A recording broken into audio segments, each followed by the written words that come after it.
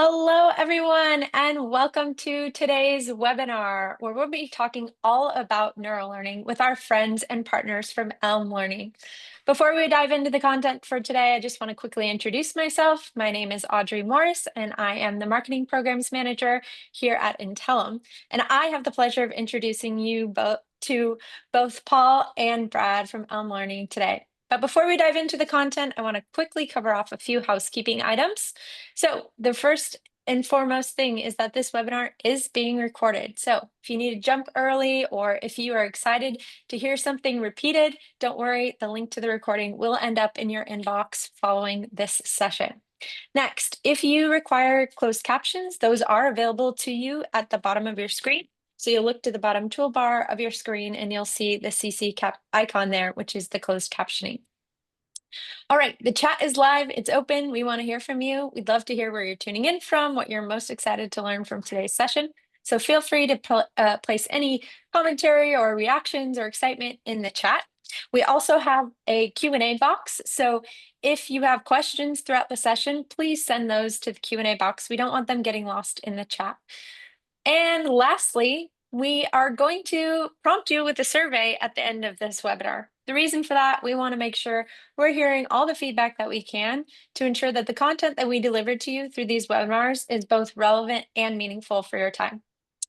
Okay, that was a lot. So I just want to make sure you all are ready to hear from our partners at Elm. So Paul and Brad, I'm going to kick the mic over to you. Cool. Thanks, Audrey. Hi, everybody. I'm Brad. I think you should be able to see two versions of me on the screen right now. A little bit about me real quick before we get into it. I've been in Elm for 10 and a half years now, so quite a while. I live in Nyack, New York. If you all know where that is, it's like just above the city and over the river. I have 4-year-old twins, which is always a hot topic for introductions, a basset hound, 2 cats, some chickens in our yard. I love to travel a whole bunch. I actually just got my Italian citizenship not too long ago, which was awesome.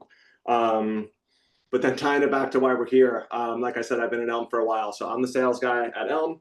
I work with most of our accounts. I've been partnered with Intellum for a little while through their whole journey with Evolve and everything else that they're doing, and they're awesome. So thank you, Audrey, for letting us be here.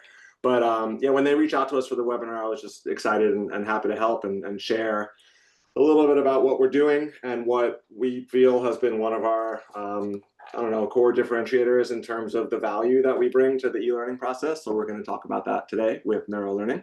But that's me. You'll be hearing a lot from me in a minute. So I'll kick it over to Paul to introduce himself, and then you'll come back to me to go through the rest of the deck. All right. Hello, everybody. Paul Fayad. I am the co-founder and managing partner of Elm. So a lot of background information here. I'll try to cover it as quickly as possible. My master's has a focus in organizational behavior, currently attending classes and work for a neuroscience certificate from the University of Pennsylvania. Spent the last 30 years, 25 to 30 years, studying and doing research on personalities and behaviors and how it is that our brains can actually make change occur, which is why I'm deep into neuroscience at this point, which helps Elm and helps what we're going to be talking about today, neurolearning. And the concept of neurolearning is we actually trademarked that a few years back, about 10 years back, to get people to understand the process of how learning occurs. So a little bit more background is I've published 2 books, one called Shaping a Winning Team, which we use for business, that talks about our concepts of rower, sitter, driller and how that applies, as well as a book that I wrote with a good friend of mine and a guru and a scholar on the east side of the world, Dion Vimal, who's part of the DV Institute, called Who the Fuck Are You, Rower, Sitter, Driller? And I apologize for the language, but that is the title of the book. Personally, I do a lot of high altitude trekking. I still coach ice hockey. I think the thing that I'm most proud of right now is the fact that I have a 3-month-old grandchild, our first blood relative grandchild, so to speak. We have 17 step grandchildren. I'm here in Detroit, and I'm surrounded by a lot of little children and big children. So it gives me an idea, gives me an opportunity to see brain development, which is always very interesting for me to take a look at as to how we learn, which is where we're going to get deep into the weeds today. But that's a little bit of a background. You can find out more information from me on LinkedIn files, LinkedIn, as well as some of the other websites that we have with our company. Thank you, Paul. Just really briefly, I'm going to give you all an overview on who we are as a company before we get into the topic. So some of you might have heard of us, maybe. For those of you who have not, we are a custom learning agency. We've been actually around since 2013. I joined in 2015. We've been through a long journey in the custom learning space where we've had a really up close look at how everything has changed over the years. So that led to a lot of what we learned through this neural learning process, because we've been doing it for a long time internally at Elm. But in terms of what we do in practice, it's everything custom learning. So it can be anything from consulting to instructor-led training, virtual instructor-led, of course. E-learning is probably our biggest strength and what we do most often, animation, video translations, like everything that comes along with it. So we partner with a lot of the larger companies in the world. It just kind of fits with how we do things because we tend to be on the higher end of quality and client experience. I have a little demo reel here that I will share really quickly. It's just a minute, but I think that'll give you an idea of some of the work that we've done, because I think it is relevant to what we're about to share on neural learning, which we'll get into. But hopefully this gives you like a little sneak peek of how we do things. And hopefully this will share smoothly for you. But give a holler if it does not.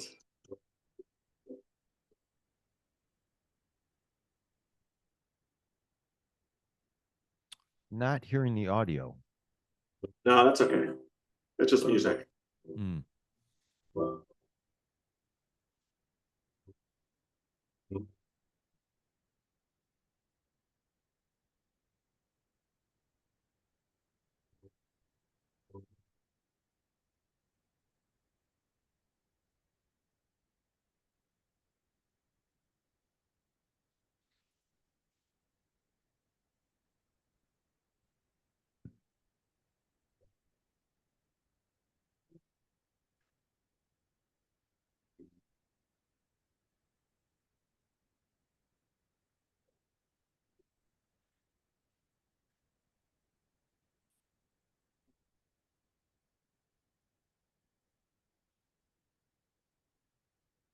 All right, so coming back, hopefully that gave you a little bit of a look into the type of work that we do most often. But I'll try to fix the audio for the future samples because I know that would be helpful to see. But diving into neural learning for why we're here. So I'm just going to give a really high level overview of what it is. Going forward, we'll drill down a little bit more into what it actually means in practice. But for now, again, just a high level overview before Paul gets the details. It's a framework, like Paul said, we did trademark it. So it's something that we have been doing for a while and went through the processes of making it official. But essentially, when you look at it from far away, it's a way to incorporate the modern science that we've learned on how folks learn, and combining that with all of the modern adult learning principles that more or less everybody in L&D is using, but using the two together. So it's an integration between brain science and adult learning principles. What it does is it triggers certain processes and reactions within the brain, which have been proven scientifically to enhance engagement and retention, which ultimately are two of the main factors that lead to legitimate learning and long-term storage of memories and processing information. So again, Paul's going to get into the science of it and the weeds, but just from a really high level, that's what it is. It's something that I think, like when I first learned about it, I assumed it was only an instructional design, but it goes both ways. So the way that we're split up as a team, but it works the same for anybody.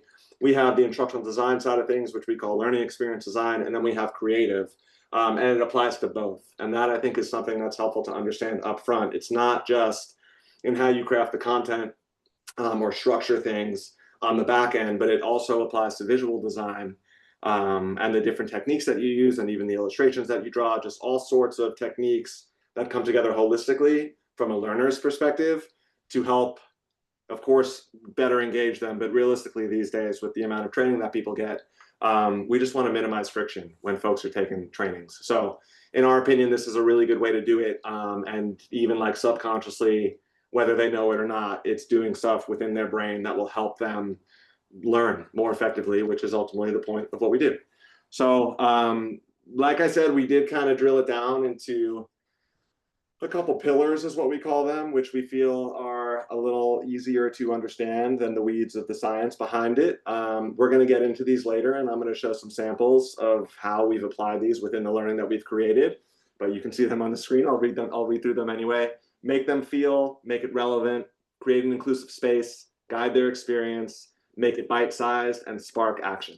And each one of those are very important in their own way to what we do. So I'm going to kick it over to Paul, who's going to talk through the broader neural learning process and how, like, if you strip away these pillars, how it all works behind the scenes.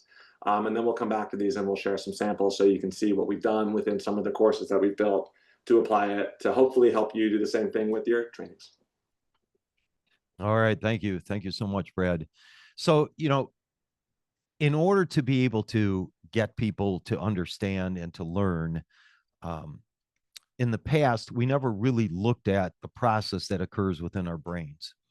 And, years ago, 10 years or so ago, we started to look at how does this all work? How does learning occur? What is that cognitive process that takes place within our brain? So we had to become more familiar with the concept of neuroscience and how the brain works. Creating the concept and the framework of neural learning was just a natural fit for us. So think of neural learning as a dynamic cognitive process that involves a brain's adaptation, reorganization, and reinforcement of neural pathways, which is how learning occurs, whether it is through learning modules or whether it's through VILT training, ILT training, whatever the case may be, reading a book, looking at a video. We are processing information that comes in through our nervous system through multiple ways. So how does it come in? It comes in through touch, through feel, through smell, through visual.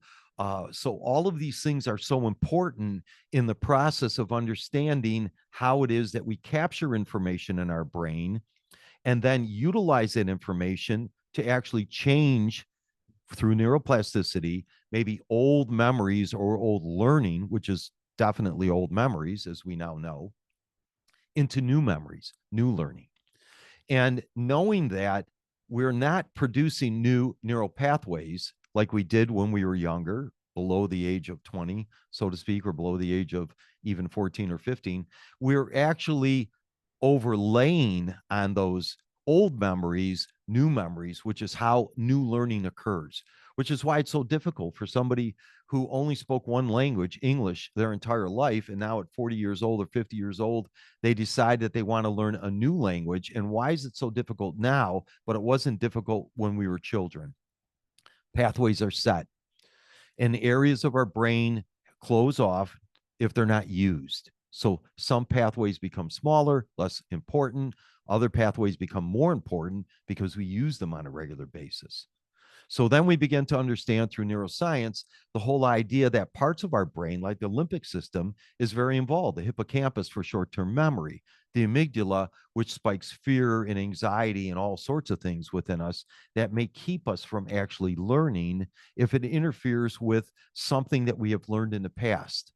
And we know that in our cerebral cortex and in that part of our brain is so important in the understanding of long-term memory, where all of our learning has taken place and stored. So when you look at that first circle there that talks about information enters our brain, it's entering our brain through the nervous system, through all of these different parts of who we are, through visual. All right, now what happens, and this is where it all begins, is as it enters our brain, it is looking at prior memories. And prior memories are going to include all kinds of things that have occurred with us. Prior memories are what impede learning. In other words, we're significantly influenced by the weight of our past experiences, our biases that are stored in these brain regions, and are recalled during the introduction of new information.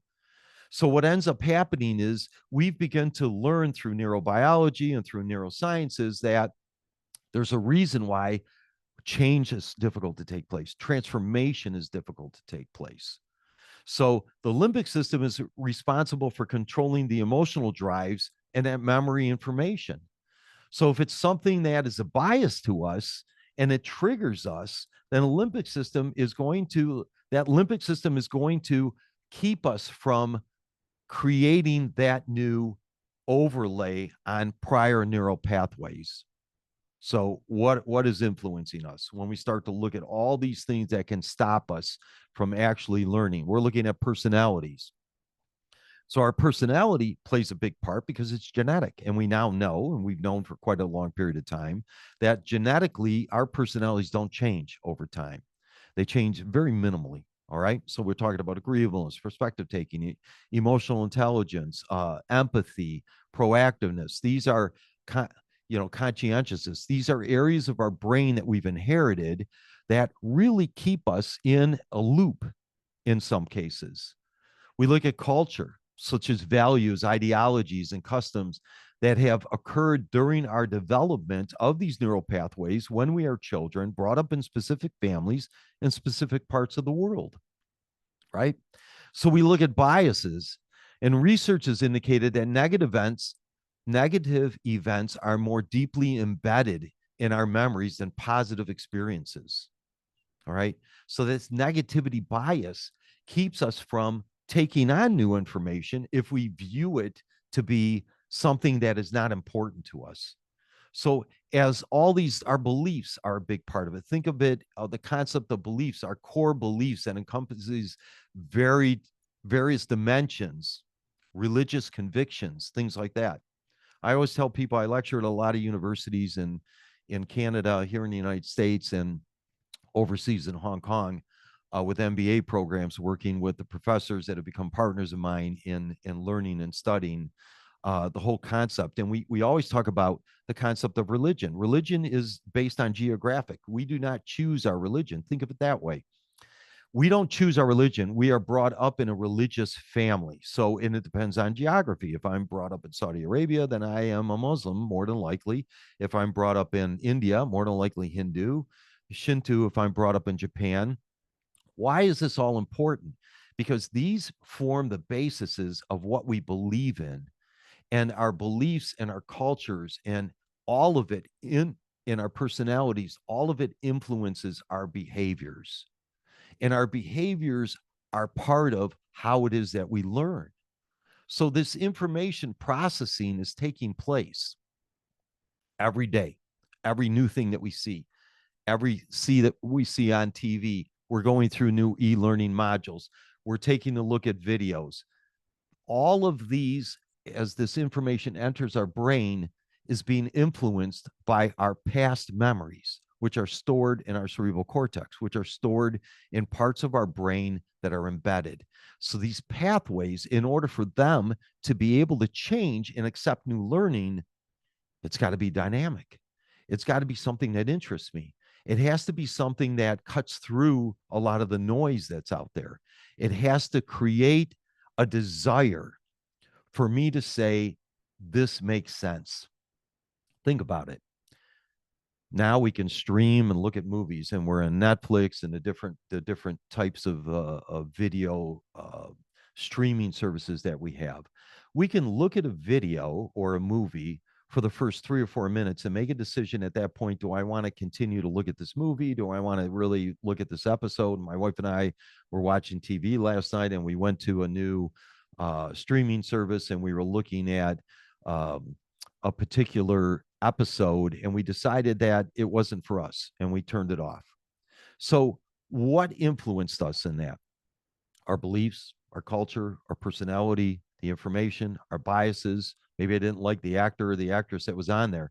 Think about that when you're forming your learning, when you are creating, as Elm does, the whole concept of how do I get people to be engaged, and the utilization of this dynamic learning process has to take place. In other words, you have only a brief moment in time to capture that individual to want to continue to learn and to continue to process that information. So now we've got to get through prior memories, biases, culture, and everything. And if we don't get through, that information is denied, which we see as we look through this process of neural learning, this circle that's constantly going on that's on your screen right now. Now, if I could get past that, if it is dynamic enough, if it creates a desire within me, I've moved from the emotional part of my brain, more so, it becomes possibly a short term memory within our hippocampus.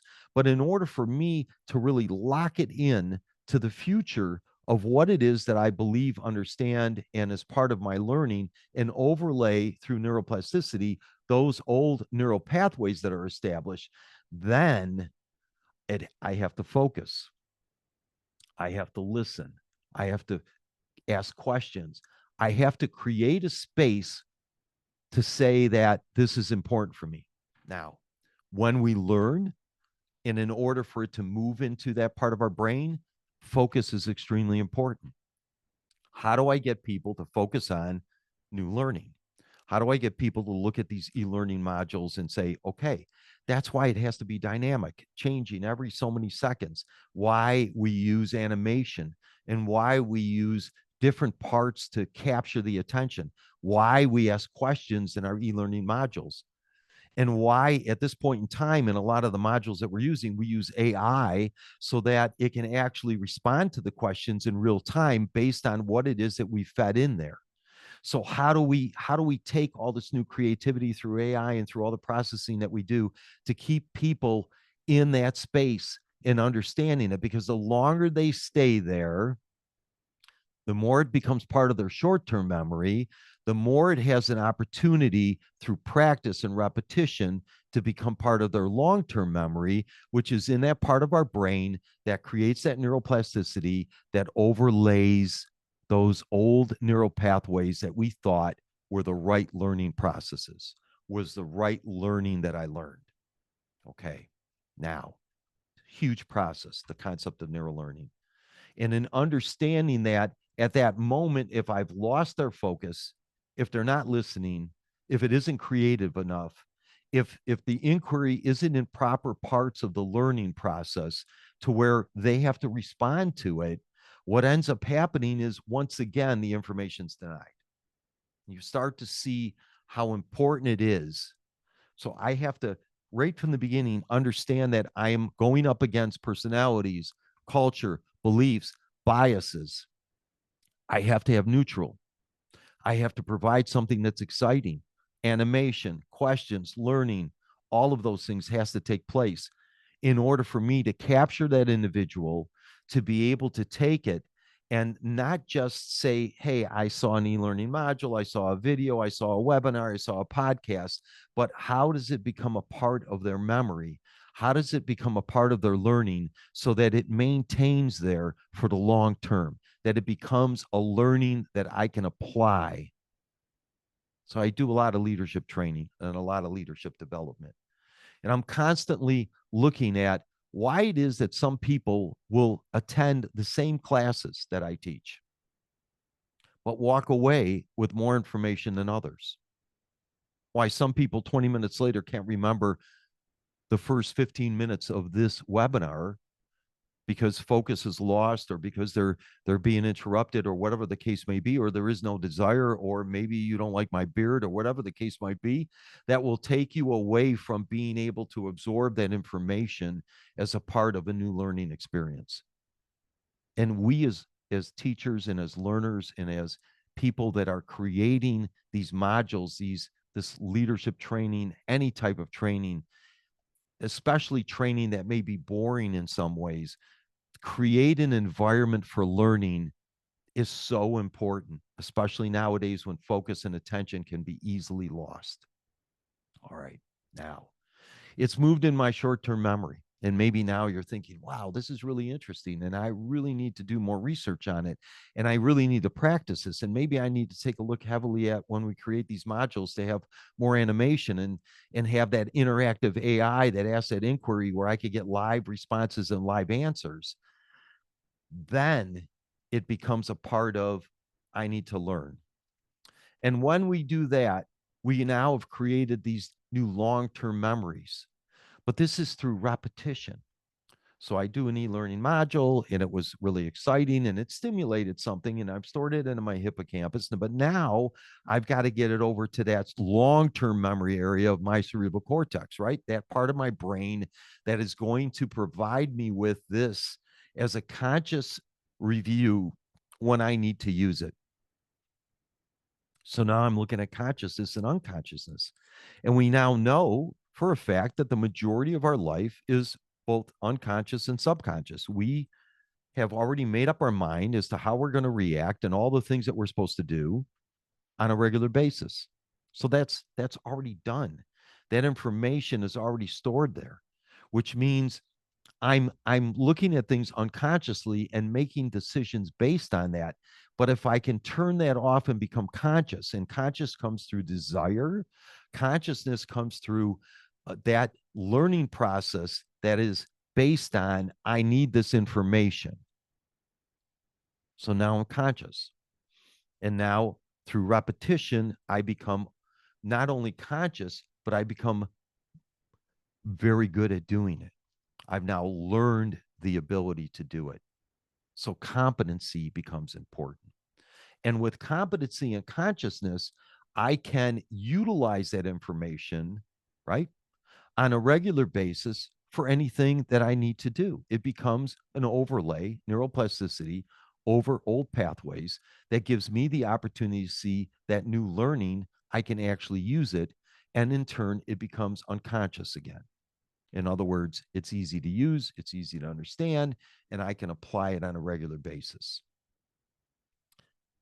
That's what neurolearning is all about. It is the idea that I have to get through all of this, all of these biases, all of this prior learning. I have to get through all of this information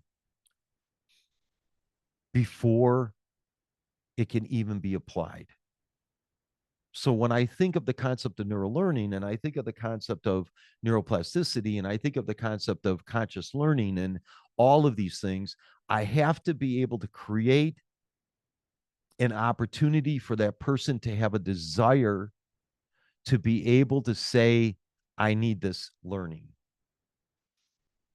So when we start to look at the different learnings that's out there, whether it's something that I have to learn for safety reasons or something that I have to learn for leadership development or something I have to learn for compliance. And we say, well, the content's important. Absolutely, the content's important. But if the content's delivered in a process that does not get the individual who's looking at it to say, I need this information beyond the point of just saying that I completed it and stamp my ticket, then I'm now certified. It has to create a desire. So I have to push through all of the fog that's there and create something that creates a desire so that it becomes part of the long-term memory. So now we've gotten through the whole thing. And what ends up happening is we're caught in that loop. So we just keep going through the same thing. Every single time we see something new, every single module that we participate in, all of our VILT, ILT training that takes place, including this webinar, is the same loop. I am reaching out to all of you at this moment in real time, trying to move past your biases, trying to move past potentially personalities that may not have perspective taking or has a lot of perspective taking into your beliefs and into your ego to be able to say, pay attention to this, listen to this, focus, ask questions to yourself. Why is this important? To be able to move it into that short-term memory so that it becomes a desire that then becomes something that you do more research on and take a look at and know that in order for you to work within the parameters of getting people to truly understand what learning is all about and how change takes place and transformation can take place, it's going to have to move into that long-term memory. And in order to get it there, you've got a lot of work to do, which is what we do, what we create, and how we create these things. So that is a short class on neurolearning and how we learn. And I want to hand it back over to Brad so that he can walk us through the steps as to how it applies. Thank you, Paul. I am going to take it back, but I'm going to actually stop sharing for a second and then reshare so that the sound works this time around. So just bear with me for one moment here while I make this quick switch.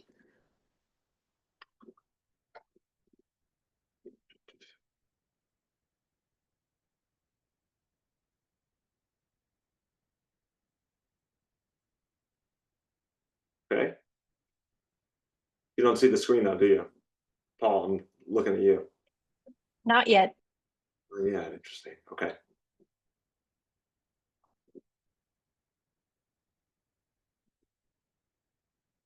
Hmm.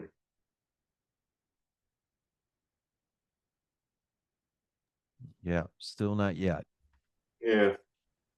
Might just go no sound. There we go. All right, we're back. Sorry, everybody. Right, you can see it, Paul? Yes. Okay, cool. Sorry for that, everybody. So yeah, so like I had said earlier, just kind of boiling it back down to the pillars that we put together, which are mostly client facing, just so we can help explain some of the core principles that we use when we build this stuff, but also whenever we're training new hires at Elm or any partners that we're working with. We actually have like our own little training course that we built for onboarding on these pillars. So just really quickly, I'm going to go through them one more time, but I also have samples that we can look through to help you show how we've applied them. So first we have make them feel, which is pretty self-explanatory. But as Paul mentioned, such a big part of what we do is making it relevant for folks and making it emotionally connect to them. So I have here just one of our courses that we built for Meta when they were Facebook. And I'm going to share just a really quick intro that we have here. I would say most often in my experience with the make them feel, the first pillar, a lot of it is done through animation. I mean, you can do it any way that you can, but animation is really effective at drawing people in and creating that emotional connection, which we know through the science leads to greater attention to whatever we're trying to show them. So hopefully the sound will work for you all this time around. It's just a little animation that we had done for Facebook's sales team at the time when they're selling their ads to ad buyers. So they had asked us to make it like the retro feel so that it would reflect what what they used to do back in like the Mad Men time, or yeah, I think it was Mad Men times. So here, I'm going to play this for you all, and you can get a glimpse of how we tried to create that emotional connection to the content. Since its start more than 80 years ago, advertisers have been going wild over television's ability to sell products using both audio and visual effects. By 1955, half of all U.S. homes had a TV set. What a world! Advertisers could talk to large numbers of viewers at once. Using TV ads, brands found themselves gaining recognition, selling their products. And what do you know? Even growing their businesses. This early success created a fundamental and lasting change in the advertising industry. Today, primetime shows reflect and define the spirit of the times. Water cooler conversations are abuzz with what people watched the night before. TV ad catchphrases and jingles are part of our cultural lexicon. Okay, I'm going to pause there on that one because it goes a little bit longer.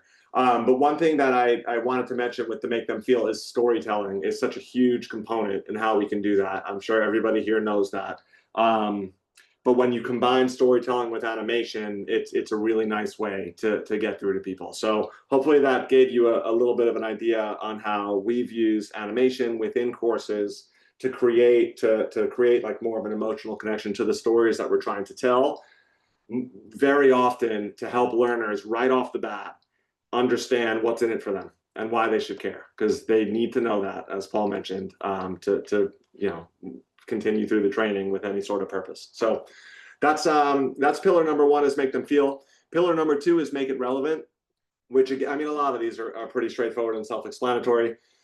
Make it relevant can come through in so many different ways. The way that we typically explain it or use it really in practice is through scenarios and activities. meaning whoever we're working with in the very beginning, we will work with subject matter experts, even interview learners, if we're able to get an understanding of like, what is their actual day-to-day job like? What are the problems they're facing? How does this content that we're trying to train them on show up in their day-to-day work or lives? And then we try to use that within the scenarios and activities that we create so that when they go through them, it's not like they're like, oh, I mean, I can answer this question, but it doesn't really relate to what I do. And then they kind of draw back from it. We want them to say, wow, this is exactly what I do. So it kind of ties them to a little bit more. So this one, I mean, I'm sure you could see, how we use it or kind of envision how we would use it. But I wanted to show another quick animation because I thought it was a cool one. It also ties to neuropsychology. It's with a company called, I believe it's Ørsted. I failed to pronounce that correctly. They're Norwegian. So I'm going to play this little animation here and you can see it. In today's world, work and life stressors can feel relentless. We juggle demands, navigate constant information, and face pressures from all sides. This can lead to negative thoughts, restless nights, and even physical symptoms. It's not just you. It's how our brains instinctively process and react to a high volume of information and input. Within our brains lies the amygdala, our built-in alarm system. It scans for threats, preparing us to react quickly. This is our brain's survival instinct. For our ancestors, threats were clear, escaping lions or fighting rattlesnakes to ensure safety.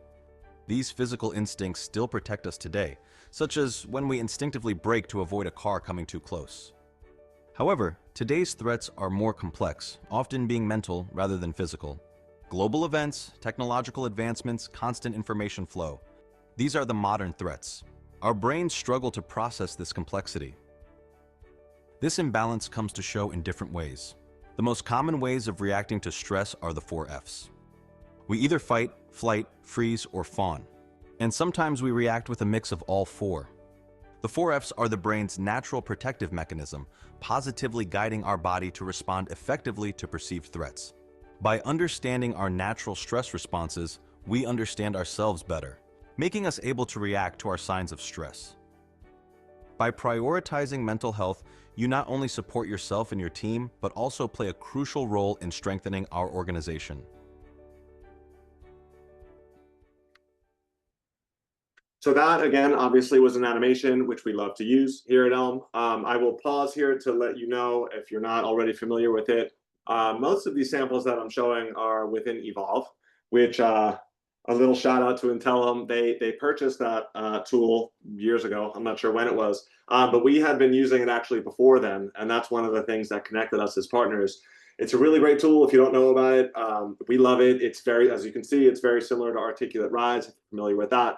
But it has, in our opinion, I mean, really objectively, it has more components within it that you can use for interactivity and a little bit more creative uses of them.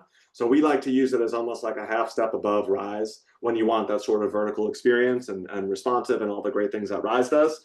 We like Evolve, but like Rise, Evolve is by default kind of text heavy and static, and it doesn't have media built into it. So that's why we like to build in animations and GIFs and all sorts of things to visually pull in the learner through, again, those same pillars of neurolearning. But I just wanted to show that one because I figured I felt like it's a good example of something that people can relate to. And this is the introduction course out of 3. So they kick off with this, and the point, obviously, of the training is for mental health awareness and to help folks manage their stress at work and to treat folks in their offices a little bit better and with more empathy. So we use that in the beginning, again, both to make them feel, but also to help them relate to the content a little bit more so that they can then go in with more purpose and more focus on what we're trying to train. The third one is an inclusive space. We have time, so I'm going to share it just so you can get an idea of how we did it. So this is with Microsoft, and it's a welcome animation for a program that they had called the Aspire program, which is welcoming folks mostly out of college, entry-level folks from all around the world into their organization. They were previously doing it by email, from what I recall, and they wanted to do something that, again, would have more of an impact on people and get them a little bit more excited. So there's a lot of elements of neurolearning that are tied into this. I mean, most of what we do has just about all of them in there. But the reason I wanted to show this one was for that third pillar, which is creating an inclusive space, which is super important when it comes to learning design. And this is something that I remember years ago. It's kind of built into who we are as a company. So I think we always wanted to do it, but we didn't know that we should or that we could do it. And now it's just default in how we do things. But both in the content, the language, the script writing, as well as, of course, the design, it's super important that we're inclusive with everything that we do. So most of the companies we work with are global organizations. So we have to be mindful of different regions and different cultures. And then, of course, on the visual side, there's different body types, there's disabilities, there's different skin tones, all sorts of stuff. So we try to make sure that when we're going through a look and feel process and we're developing the custom illustrations that we're going to build into any given course, that we keep in mind the audience and make sure that anyone who's watching it not only will feel like they're included and it's inclusive of them, but almost more importantly, won't get a trigger of like, hey, this is not inclusive. Because again, as much as we want to use this stuff to engage them, half the battle is just reducing friction and keeping them from clicking away. So I'm going to share this one. It's longer, so I won't go through the whole thing, but I think it's worthwhile to look at. So I'm going to show everybody. Hi, and welcome to Microsoft. Our mission is to empower every person and organization on the planet to achieve more. And it starts today with you. We know you're busy settling in. There's a lot to absorb. But with Microsoft Aspire, you're not alone because you're now part of a global community of aspirers. Our Aspire team will be helping you navigate the transition to corporate life. And not just that, we'll be at your side, helping you chart the path towards growth, opportunity, and leadership. You can count on the Aspire experience to be here, encouraging and inspiring you to be your authentic self, to discover your passions and find your unique place at Microsoft. So, what is Microsoft Aspire? The Microsoft Aspire experience is a global, interactive, 2-year learning experience designed for all university hires. Aspire takes a holistic, unified approach to aid you to think about the bigger picture in your career and life. You'll be empowered to achieve more through immersive learning opportunities, networking connections, and career development experiences. Your first official introduction to Microsoft Aspire is one of our signature experiences called Start Strong. I'm going to pause here because I want to make sure that we can get to all of your questions. Paul let me know, he might have responded in the chat, I just haven't looked at it, that someone had asked if we can build those animations directly within Evolve. You cannot as of now.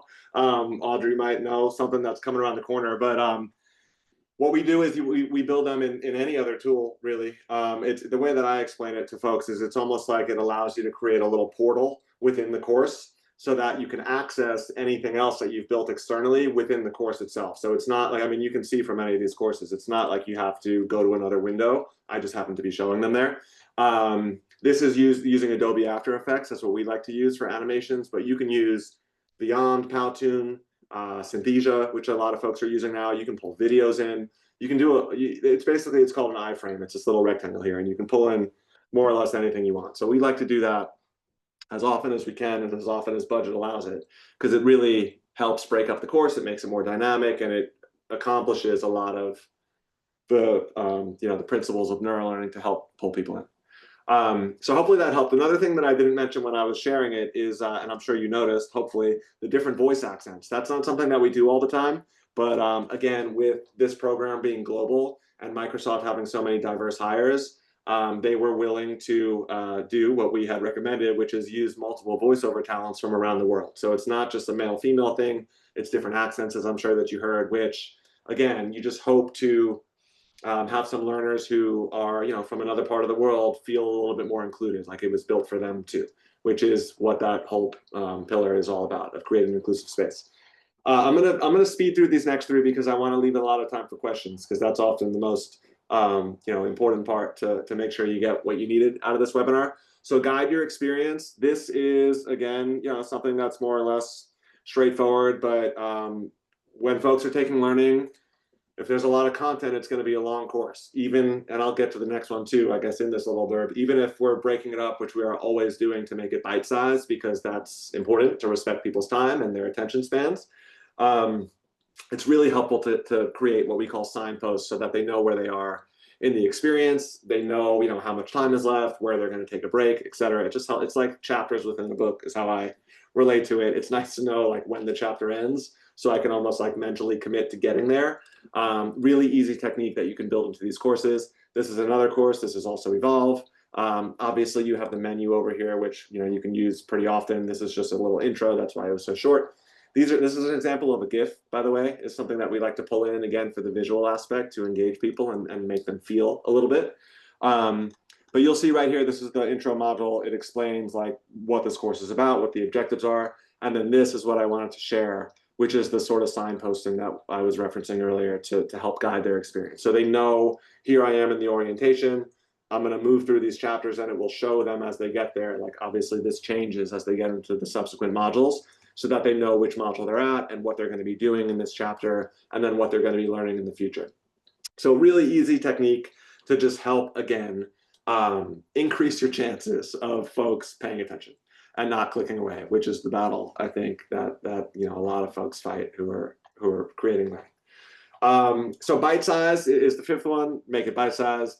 Everybody knows that one. That's easy enough to think through, but really, I mean, it goes, again, through both elements of our process. On the content side, I am telling people all the time, like, however long you think it's going to be, we'll be able to make it shorter, because that is what you want to do. It saves time, it saves money, and it helps the learning experience be more effective for the learners.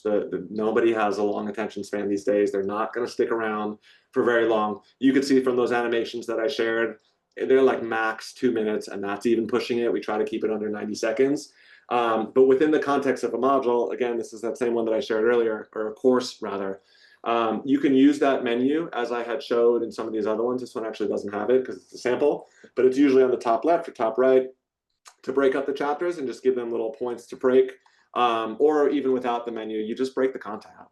So this is module 1. You can see how short it is. They get through this, it's an intro module, they click this button, they go over to module 2, which is of a similar size. So it's meant to quite literally keep it bite-sized so that people can just get in there, take a break. We always build bookmarking into the courses is what it's called, which means it doesn't really matter for this one, but if I were halfway through a module, even if it's bite-sized, but I got pulled away for some reason, the browser will remember where they were. So if they have to go and come back, they can go back to it. So it's that whole process of just respecting people's time and being realistic about attention spans to keep everything really short. And then the final pillar of neurolearning, just again to show you, and these are all linkable. I think you'll probably get this deck, so you should be able to look at them on your own, is spark action. And that is very important from a neurolearning perspective, because we know both for long-term memory and the forgetting curve, it can be the best training that we've ever created, and people are going to forget it. They're just not going to remember everything that's in there. So what you want to do, in addition to doing all the stuff within it to minimize the chances of them forgetting some of that content, is to spark action at the end of the course and make it very clear to them what you want them to do coming out of it. So again, I could show you 100 samples where we do this, because it's very important to making action-oriented training, which is what we always want to do, versus just a knowledge dump. But this is that same course from earlier on mental health and stress management from Orsted. And this is the end of it. So I had showed you module 1. This is module 3. This is that menu that I was referring to earlier. I was able to click through all the way to the bottom, and it's the wrap up. So it's explaining to them, some of the key points that we wanted to make sure that got through. But then it says right here, what actions can you take tomorrow to guide your team? And each one of these shares a little bit of an action that they can do. It has key takeaways down here, some resources, and then very specific actionable next steps that they can do coming right out of this training. You're not going to be able to control these folks. You can only do so much. We even as a custom training company, we're always telling people training can only do so much. But we try to do as much as we can with the training that we do. And that's why that's that final pillar of neurolearning, is because we know within the brain, especially these days with so many signals coming in, it's an inevitability that people are going to forget this stuff, and you want to help them translate it into an actionable next step that will then apply in their work. And that's what we try to do almost always at the end of courses, to just let them walk away with something useful that they can do. So that is, that's neurolearning. Those are the 6 pillars. Hopefully that was insightful for everybody. It's you can go really into depths. Paul would be happy to talk to you all day long about neurolearning and all of the wonderful things that we learn. It's an ongoing learning process because we're still learning more and more about the brain. So we're going to continue to pull that stuff into the training that we create. But that's all we got. And we saved some time for questions.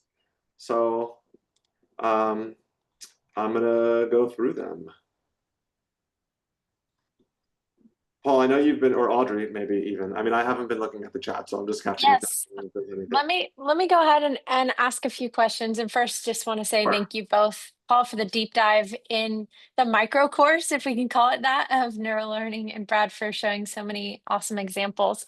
One question, you talk about the bite-sized learning. Can you quantify that for us? I know you mentioned, Brad, in the examples, there's a 2-minute video, but if we're looking at content that maybe doesn't include video, what's the length of a page scroll, or, how many activities are included in a single learning path, would you say equates to that bite size? How are you defining that? Good question. So it's always a balance against how big the overall course is, because you want to chop it up, but if it's really, really long, that factors in where you might be willing to stretch it a little bit longer than you would otherwise. But I would say for just regular old course content, you want to keep it under 5 minutes for anybody, like 3 to 5 minutes if possible, 10 probably as a maximum, meaning because it's all subjective, of course. Everybody reads and goes through stuff on their own pace, but we measure it based on word count and the average speed that folks read, or if there's narration built into the course, like if it's storyline, that's how we calculate that. So it is an imperfect calculation, but I would say between 3 to 5 minutes per module is ideal. And whether that, again, is like I was showing you how like an actual separate module where it's a separate course package, or it's within one course and it's just chapters or whatever you want to call them. You want to try to keep it to that should be your max, but really as short as possible. Think about content consumption these days, as you know very well, Audrey, I'm sure. The shorter the better is really the answer. Awesome, thank you. Okay, 2 more questions. With the number of different clients that y'all are working with, where do you find the creative inspiration to really capture all of those different pillars within a single learning course? What are the sources? So it starts with discovery. So it depends if we're working with them or not before. Like if it's our first time working with a client, there's more discovery than if we've already worked with them and it's just a different department. I would say if it's like that Orsted sample that I showed, they're new to us. We just started working with them, I think it was last year, and that's the first course we built. And before we got into it, we need to understand who they are as a company. So a lot of it comes from upfront conversations with the stakeholders we're working with. We ask them certain questions to pull that information out of what's your culture like, history, who's the audience, what are they like, where's everybody working from. And we try to get a holistic understanding of what they're all about and what their core ethos are. And then, as I said, I mean, if we really want to dive in, it's we'll talk to the learners. And that's something we often do in consulting projects, where we're really trying to understand the problems that folks are facing, but also, maybe like in between those conversations, get an idea of what will resonate with them and what types of people they are, so that can help create some of that inspiration. We talk to as many people as we can, I would say. We look at branding guides, websites, of course, that sort of stuff. If folks have assets that they want to share us, that they feel gives us a good impression of who they are, we'll look at those. We just absorb up front and do as much as we can there. And then the only other note I would share for anyone building a team, one thing that we've always done a little bit differently from other internal teams who we meet with, and we've always done this, is we split, as I said earlier, instructional design is the more common term for it. We call it learning experience design, and creative. So they are separate departments and they work very closely together, of course, and it's all intertwined.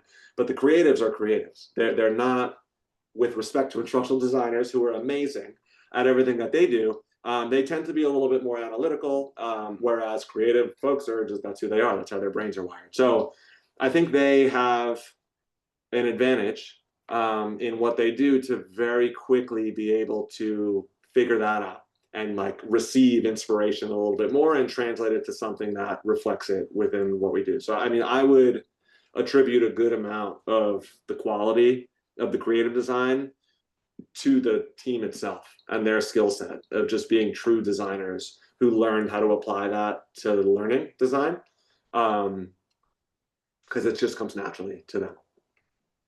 Sure. That's awesome. Thank you. Okay, with the time we have remaining, I'm just going to take one more question. And that is, you mentioned you're using Evolve for building some of these courses. What are the most commonly used interactive components that you all are embedding into the courses that you're building? Good question. And good plug for Evolve, because we like so many of the components that they have. Before I answer it, I'm on the chat and I saw a question come in regarding simulations that are longer, like 4 minutes or longer, and how do you make those bite-sized? Sometimes you can't, is the reality. You try to. If there's a sensible place to break it up, you can do that. Even if it's a matter of, you say you put like 2 minutes here, you have a little text as a transition, and then you go right back into it. That is enough sometimes to help just like back people out of it and then come back into it. But if it's not possible, it just is what it is, and you have to try to make it as engaging as you can to keep people engaged throughout. But I mean, ideally, you would find a way to break that up one way or another, because 4 minutes isn't the end of the world, but it's pushing it. Like, even as I was sharing some of those animation samples, like as I get to 1.5 minutes, I'm like, it's too long for everybody. They're not going to pay attention. It's just the reality of how it is. So I'd say break it up if you can. But if not, just do your best to make it engaging. To your question, Audrey, we use a lot of the different components within Evolve, as you saw from some of those samples. A lot of them are, I mean, for me, I've been here so long, it feels like they're kind of like the standard, but the hotspots, the drag and drops, there's like the flip cards, there's the, I forget what it's called, but the one where it's almost like a slideshow. If I were to highlight one that we really love within Evolve, it is the open text input component, because that is not something that you can do within Rise, which a lot of our clients use. And what that means, and I think I actually have it here, if I could get back there, I will try to, but it's an open text, it's what it sounds like. It's an open text box that the learner can type their answer into. And at the basic level, what that will do is it will go to the back end on the LMS side or wherever it's being hosted and send that to whoever is looking at it. So on one hand, it can go to a manager or whoever is receiving the info on the LMS side, and they can see how people respond to certain questions rather than them being forced into like a multiple choice or that sort of thing. It's open-ended. So that's a really nice way to engage learners, to get real answers out of them versus them just choosing what they think is best. And then, of course, like as you see people respond just with anything, you can help tailor your post-learning coaching based on how they responded. The other nice thing, though, with open text input that we're playing around with right now is using AI. And we haven't done this all that much within Evolve, but I'm sure we will be able to, is integrating AI into those open text inputs. So a learner can respond, again, in a custom, real way based on what they think is the best response to any given question. Typically, like soft skills is where that would make sense. And then you have AI built in there to give them custom feedback. So it takes it another step in the learning process, where it's not just allowing them to answer exactly as they would if it were live, but they get personalized feedback based on how they answered. So I would say the open text input is our favorite component within Evolve. But just in general, I mean, I'm not, our creative director wasn't able to make it today, and she knows it a whole lot better than I do. So I'm sorry that my answer is not as good as it can be. But I know that just in general, the components themselves, there are more of them, and you can customize them more than you can with some of these other tools. So even with one of these components, there's just a little bit more flexibility, where if a creative person is behind the cursor, they can do a little bit more with them to have them interact the way that we think is best. Amazing. Thanks. That was a thorough answer. That was great. Thank you, Brad. All right. Well, we are at the top of the hour and we want to be respectful of everyone's time. So Brad, Paul, and your whole team at Elm, just want to say thank you so much for the time that you gave us today and for your partnership. For all of those who tuned in, thank you so much. We are really grateful for your time. Again, you will be sent a survey. We'd love to hear your feedback. We want to make sure this time is meaningful to you. So with that, hope you all have a good rest of the day, night, evening, morning, wherever you are in the world, and take care. Thank you, everybody. Thank you.